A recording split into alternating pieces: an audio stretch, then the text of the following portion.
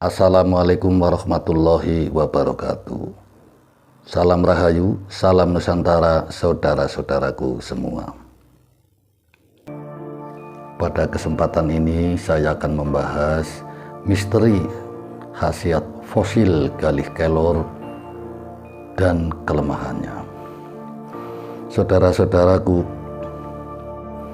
seperti kita ketahui, pohon kelor adalah pohon yang lunak. Bisa dikategorikan pohon yang sangat remeh kayunya, dari nilai kekerasannya dan berlubang tidak punya galih. Dengan izin Allah Subhanahu wa Ta'ala, proses alam semesta ini bisa mempunyai galih atau inti kayu dan bisa membatu. Sejak dari zaman dahulu, fosil Galih Kelor sangat populer oleh para leluhur-leluhur kita dahulu ya, yang percaya, khususnya di tanah Jawa. Bahkan mungkin di luar Jawa barangkali juga punya keyakinan ataupun kepercayaan terhadap khasiat daripada fosil Galih Kelor. Fosil Galih Kelor, fosil yang dimaksud dalam versi saya, inti kayu yang sudah membatu, keras, betul-betul batu. Galih itu inti kayu belum tentu membatu, tapi sudah keras. Ini sama khasiatnya ya saudaraku, secara umum menurut versi saya. Saya akan tunjukkan koleksi saya. Karena ada dua ya saudaraku, fosil kelor di pohon yang masih hidup. Jadi batu dari galihnya kelor ini yang masih di pohon yang masih hidup. Dan fosil ataupun batu kelor yang terpendam di dalam tanah ribuan jutaan tahun yang lalu, bisa terangkat ke permukaan tanah melalui pencarian manusia, lalu jadilah dibentuk batu, dibentuk leontin dan sebagainya. Sama halnya yang masih di pohon yang masih hidup, batu kelor ataupun fosil kelor ini setelah diambil dari pohon yang masih hidup ini, lalu dijadikan media untuk cincin ya, sebagai aksesoris ya, cincin, leontin dan sebagainya. Ini saya tunjukkan seperti ini. Ini adalah fosil kelor yang ada di pohon yang masih hidup. Galih kelornya barangkali 1 jengkal ini saudaraku ya. Terus di kikis kita gerinda ya. Tentunya saya menyuruh tukang ya. Kikis jadinya cuma sebesar jempol kuku lah, kuku ini. Kecil sekali, yang kerasnya luar biasa. Pada waktu itu sampai keluar percikan api saking kerasnya ini membentuk batuan ini. Seperti ini ya, biar lebih jelas. Ini alami ya, tanpa ada rekayasa dibuat supaya lebih tua dan sebagainya, dari pohon yang masih hidup. Saudara-saudaraku semua, makna filosofinya seperti ini ya. Jadi pohon kelor, pohon yang sepele lah ya, kekerasan kayunya lah ya, beda sama pohon jati ya, Makassar itu betul-betul keras semua ya, ini betul-betul remeh ya. Tapi kok bisa mempunyai atau bisa memfosil ya, ada di dalam pohon tersebut. Sama halnya dengan manusia, seorang hamba tiada daya upaya, kosong melompong, kok bisa punya power, kekuatan dengan kuasa izin Allah ya, tentunya subhanahu wa ta'ala bisa punya. Bagi yang percaya dan meyakini apabila memiliki atau mempunyai fosil gali kelor. Saudara-saudaraku semua,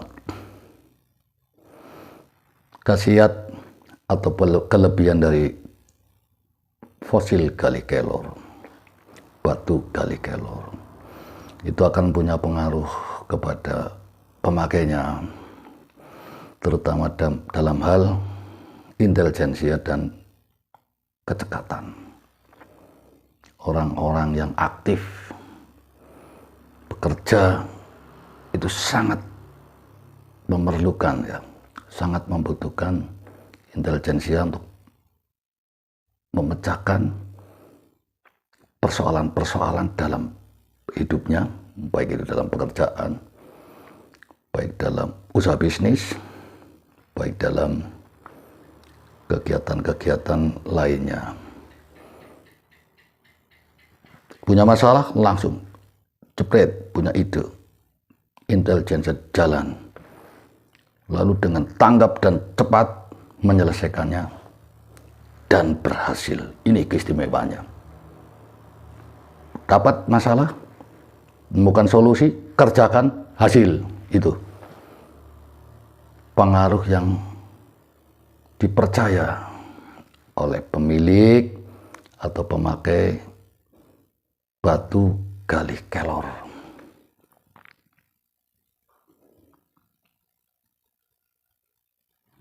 Cenderung punya pengaruh batu gali kelor ini kepada pemiliknya adalah orang yang pantang menyerah dan pantang putus asa. Di dalam hal menghadapi problema hidup, itu betul-betul pantang mundur, harus selesai dan harus berhasil ini. Jadi kecenderungannya orang itu sangat ambisius itu. Dan berhasil. Ini keistimewaannya. Jarang yang meleset, ya. Selanjutnya, batu gali kelor tersebut, tidak heran ya, orang itu bisa mempunyai keyakinan, bisa kebal bacok Pak, anti benturan. Ya itu kalau izin Allah. Logikanya saja, saya nebang pohonnya saja ini, nebang, jereng gampang. Pas pada waktu yang ada galihnya, ada fosilnya itu, ini golok itu sampai nggak karu-karuan itu. Artinya nggak karu-karuan, susahnya luar biasa. Setelah tumbang, kita sisek ini ya, kita sesek. Intinya kita ambil, kita grinder itu. Itu sampai lama sekali, dapatnya kecil. Dan di tempat yang tadi yang jadi batu akik itu keluar percikan api. Lama sekali baru terbentuk, saking kerasnya. Wajar apabila ada keyakinan, kepercayaan seseorang anti bacok, bahkan mungkin kebal terhadap benda tumpul atau mungkin peluru, wajar saja kalau dapat izin dari Allah. Karena memang keras, sama halnya manusia. Jangan ngomong anti bacok. Kecakar aja dikit bisa berdarah. Apalagi kok bisa kebal. Itu mestinya ada pengaruh dari batu kelor kalau memang pemilik atau pemakai batu kelor. Kalau versi saya nggak begitu respect tuh dengan kekebalan. Sengaja kita pamerkan, nih kita bacok, nggak ada respect. Bagi saya kesaktian itu milik Allah Subhanahu wa Ta'ala. Kita nggak perlu ilmu kebal temempel ke dalam tubuh, tidak penting.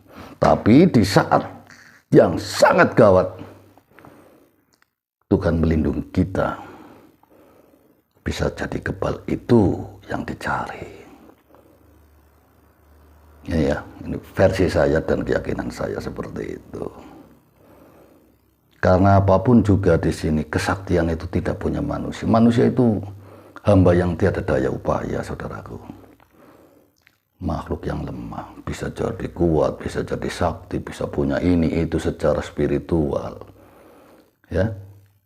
yang tidak dimiliki manusia lainnya, itu kuasa Gusti Allah Subhanahu wa Ta'ala. Itu versi saya seperti itu. Jadi tadi kita ulangi lagi, sangat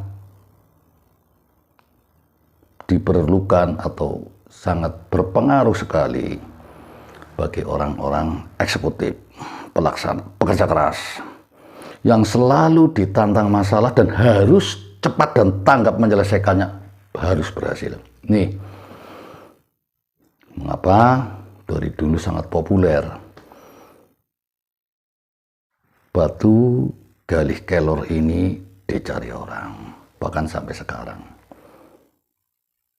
Itu seperti itu ya, saudara-saudaraku. Jadi cekatan, intelijensia tinggi, daya tanggap untuk menyelesaikan masalah itu cepat sekali, cekatan dan berhasil. Itu meliputi berbagai macam bidang. Bisnis bisa, pekerjaan bisa, atau mengejar target jodoh bisa. Sepintas pemakai galih kelor itu orang yang ndablek. Karena apa? Putus asanya tidak ada, jalan terus. Ada saja celah gitu ya. Inisiatif dia untuk menyelesaikan masalah dan cepat, cekatan. Ketemu ide, jalankan, dan cenderung berhasil. Ini keistimewaannya ya. Daripada fosil galih kelor yang natural ya, tentunya ya, original ya. Zaman sekarang itu banyak rekayasa ya.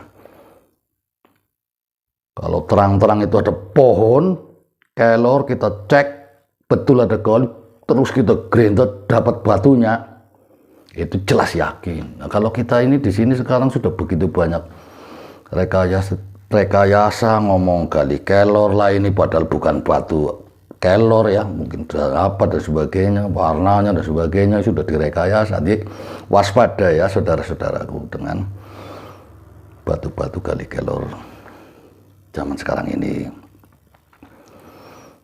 Saudara-saudaraku semua, tadi kita sudah cerita ya, kita sudah berikan ya khasiatnya. Selanjutnya adalah kelemahannya.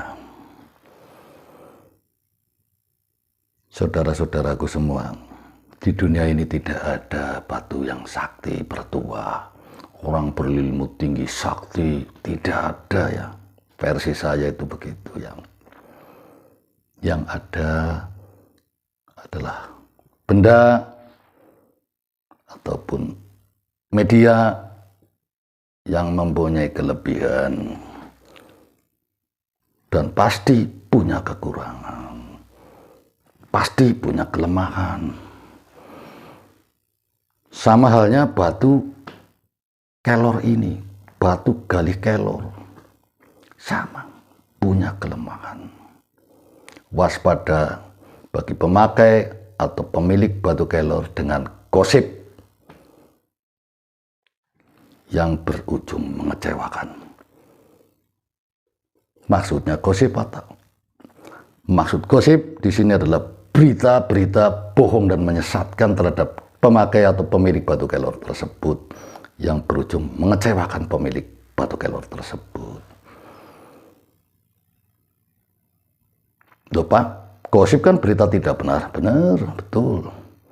Tapi gosipnya di sini cenderung dari omongan bicara Anda yang dipelintir oleh seseorang yang tidak suka dengan Anda, dan itu berujung menjatuhkan, merugikan Anda secara telak.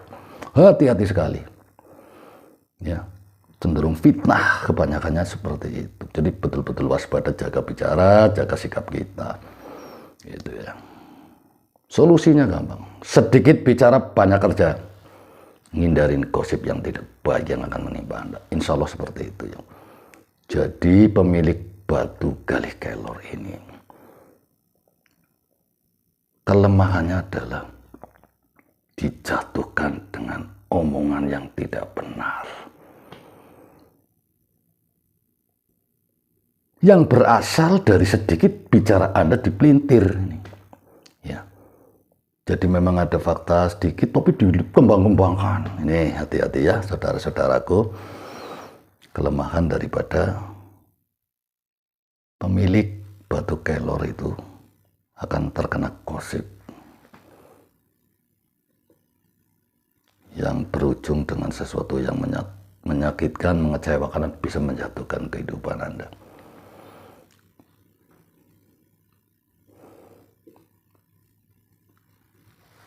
Selanjutnya saudara-saudaraku semua ya, batu kali kelor adalah ikhtiar batin. Ya. Kita jangan lupa juga untuk tidak ya meninggalkan ikhtiar lahir. Ini, jadi ikhtiar batin kita menggunakan sarana batu kali kelor. Ikhtiar lahir kita pergunakan wawasan, pengetahuan, intelijensia Anda, intelektual Anda untuk juga memecahkan permasalahan kehidupan Anda. Nanti balance ini, sehingga di sini akan mempunyai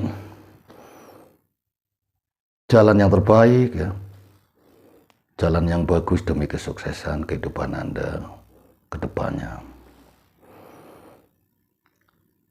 Sedangkan tadi kelemahan ya adalah gosip dan sebagainya yang sudah saya uraikan tadi. Lalu bagaimana Pak untuk mengaktifkannya Pak, batu kali kelor yang saya miliki, sehingga saya di sini bisa lebih optimal Pak, energi alami yang saya punyai dengan sarana batu kelor ini dalam kehidupan saya sehari-hari menghadapi problematika hidup. Zikirlah ya somad, ya somad, ya somad, rutin. Berapa kali Pak? Lakukanlah sebanyak jumlah neptu weton lahir Anda, rutin.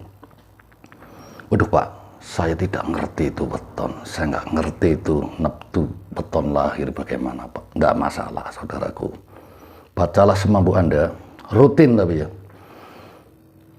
semampu Anda dengan hitungan ganjil. Kapan waktunya Pak? Kalau Muslim di sini setelah sholat fardu, ya. Atau mungkin di sini sewaktu-waktu Anda punya waktu luang, bacalah sebanyak-banyaknya dengan hitungan ganjil. Lupa hitungan ganjil. Salah satu sifat daripada Gusti Allah Subhanahu wa Ta'ala suka dengan hitungan ganjil atau witir. Ini menurut versi ahli-ahli hikmah yang saya terima, por sepuh itu seperti itu ya. Ya somat, ya somat, ya somat, begitu ya. Sesuai dengan neptu lahir Anda, atau kalau yang lupa dengan weton lahir neptunya berapa, pergunakanlah hitungan ganjil sebanyak-banyaknya. Bisa 31 kali, bisa 17 kali, bisa 333 kali, tapi rutin. Kalau 333 kali ya terus selalu 333 kali. Kalau biasanya malam hari ya mungkin ya tahajud jam 2-3 lah katakanlah seperti itu pagi itu ya. Ya waktunya juga sama, rutin dalam waktu yang sama, dalam jumlah waktu dengan jumlah yang sama zikirnya ya. Itu rutin seperti itu. Insya Allah di sini saudara-saudaraku semua bisa menetralkan ya kelemahan dari energi alami batu kali kelor tersebut, dan bahkan bisa menghilangkannya, bahkan bisa mengoptimalkannya, mempunyai energi pelontar doa kita kepada Allah Subhanahu wa Ta'ala lebih kuat lagi. Amin. Saya rasa begitu ya saudara-saudaraku ya, pembahasan misteri khasiat kali kelor ya beserta kelemahannya. Mudah-mudahan di sini bisa menambah wawasan dan bermanfaat ya, wawasan yang saya berikan dalam video ini buat kehidupan saudara-saudara sekalian. semakin sukses, semakin jaya di masa-masa yang akan datang. Amin. Saya mohon maaf bila ada kata-kata atau sikap saya yang kurang berkenan ya dalam penayangan video ini. Sampai jumpa dalam penayangan video selanjutnya. Salam Rahayu, salam Nusantara.